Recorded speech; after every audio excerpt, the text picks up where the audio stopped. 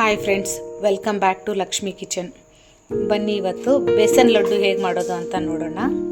ಇವಾಗ ಬೇಸನ್ ಲಡ್ಡುಗೆ ಜಸ್ಟ್ ಕಡಲೆ ಹಿಟ್ಟು ತೊಗೊಂಡಿದ್ದೀನಿ. ನೋಡ್ರಿ, ಈಗ ಈ ಬಟ್ಲಿದೆಯಲ್ಲ, ಇದರಲ್ಲಿ 4 ಬಟ್ಲಷ್ಟು ಕಡಲೆ ಹಿಟ್ಟು ತೊಗೊಂಡಿದ್ದೀನಿ.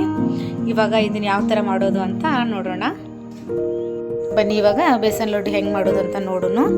ಇವಾಗ ನೋಡ್ರಿ, 4 ಬಟ್ಲು ಕಡಲೆ ಹಿಟ್ಟು ಹಾಕ್ಕೊಂಡಿದ್ದೀನಲ್ಲ. ಇವಾಗ ಸ್ಟವ್ ಆನ್ ಮಾಡ್ಕೊಂಡಿದ್ದೀನಿ.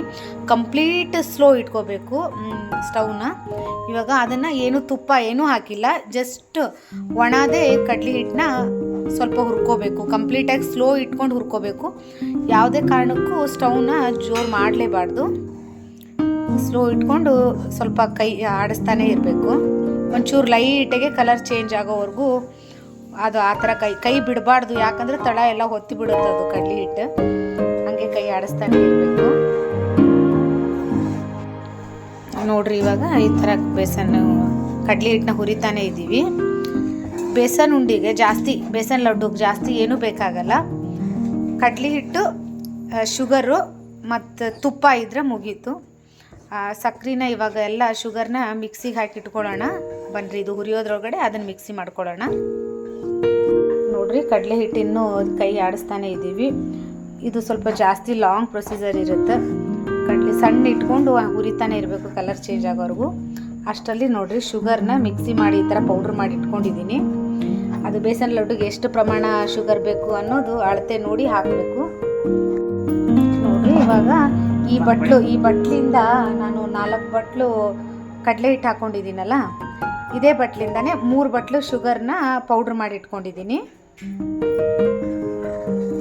ನೋಡ್ರಿ, ಇವಾಗ ಆಯಿತು. ಒಂದು 5 ನಿಮಿಷ ಇದು ಸ್ವಲ್ಪ ಲೈಟಾಗಿ ಕಲರ್ ಚೇಂಜ್ ಅನ್ಸಾಕತ್ತೈತಿ. ಇನ್ನು ಇದಕ್ಕೆ ತುಪ್ಪ ಹಾಕ್ಕೊಂಡು ಚೆಂದಾಗೆ ಹುರ್ಕೊಳ್ಳೋಣ ಈ ಹಿಟ್ಟನ್ನ. ಬನ್ರಿ, ಈಗ ಕಡಲೆ ಹಿಟ್ಟಿಗೆ ತುಪ್ಪ ಹಾಕೊಳ್ಳೋಣ. ನೋಡ್ರಿ, ಮನೆಯಲ್ಲೇ ಮಾಡಿರೋ ತುಪ್ಪ, ಅದು ಫುಲ್ಲು ಕಂಪ್ಲೀಟ್ ತುಪ್ಪದಲ್ಲೇ ಇರೋದ್ರಿಂದ ತುಪ್ಪ ಜಾಸ್ತಿ ಬೇಕಾಗತ್ತೆ ಬೇಸನ್ ಉಂಡಿಗೆ.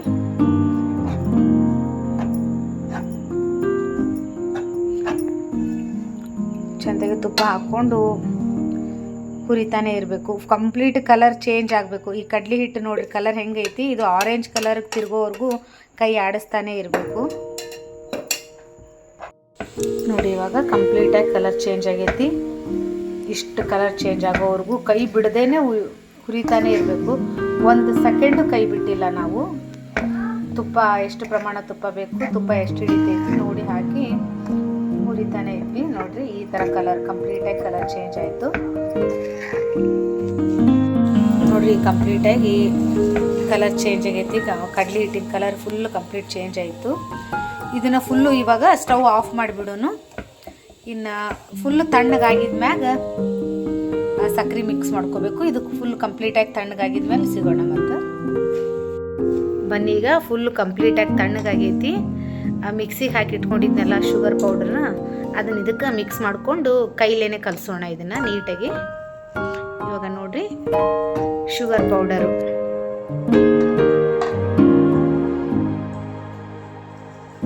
ಇದನ್ನು ಕಂಪ್ಲೀಟಾಗಿ ಅದರೊಳಗೆ ಹಾಕಿ ಕಲಸೋದು.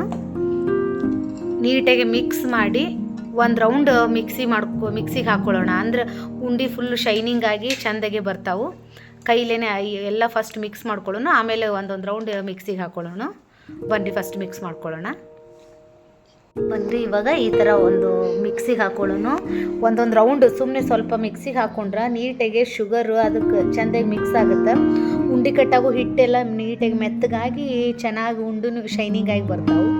ಅದಕ್ಕೆ ಬನ್ನಿರಿ, ಮಿಕ್ಸಿಗೆ ಹಾಕ್ಕೊಂಡು ಬರೋಣ. ಬನ್ನಿರಿ, ಇವಾಗ ನೋಡ್ರಿ, ಉಂಡೆ ಕಟ್ತಾ ಇದ್ದೀವಿ. ನೋಡ್ರಿ, ಆರಾಮಾಗಿ ಸ್ವಲ್ಪ ತುಪ್ಪ ಕಮ್ಮಿ ಹಾಕಿದ್ವಿ. ಜಾಸ್ತಿ ತುಪ್ಪ ಹಾಕ್ಬಿಟ್ರೆ ಮೆತ್ತಗಾಗಿಬಿಟ್ಟು ಒಂದಕ್ಕೊಂದು ಅಂಟ್ಕೊಂಡಂಗೆ ಆಗ್ತಿತ್ತು. ಅದಕ್ಕೆ ಸ್ವಲ್ಪ ಕಮ್ಮಿ ಹಾಕಿ ಬನ್ನಿರಿ. ನೋಡ್ರಿ, ಈಗ ಬೇಸನ್ ಉಂಡೆ ರೆಡಿ ಆಯಿತು. ಎಷ್ಟು ಚಂದ ಬಂದಾವೆಲ್ಲನೂ ಬೇಸನ್ ಉಂಡೆ. ಹೆಂಗೆ ನೀವು ಒಂದ್ಸರಿ ಮಾಡಿ ಟೇಸ್ಟ್ ನೋಡ್ರಿ.